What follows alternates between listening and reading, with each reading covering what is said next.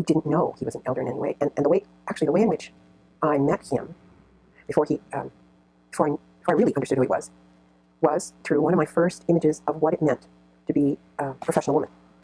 And it was through his sister.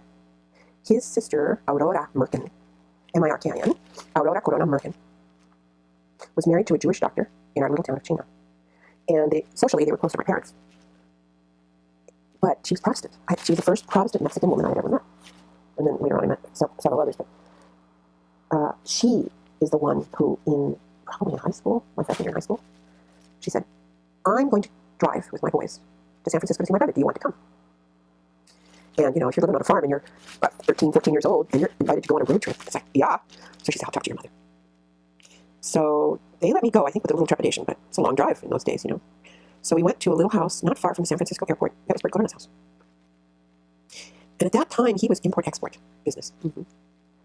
And his wife was very quiet. I remember his wife. His wife was Anglo. His first wife was Anglo. And he had a couple of boys. Even then, though, I found him an imposing figure, tall, very handsome. And they were very much brother and sister, and they'd laugh. I don't remember much interaction with him because I was so young. It's not clear to me when he left that life and then came to L.A.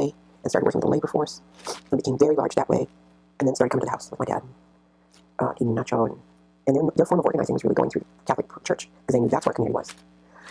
I don't know if he did the CSO or community service organization, all that, but I took it for granted that he was part of my life. And as he got more and more involved, he knew how to use everyone he knew. When I was at Stanford, he'd send me little missives like, what are you doing about this? And we need money for this, and you need to get students thinking about this, and these little dictations that I took quite seriously because it was natural. It was Bert Corona. So we stayed in touch all those years.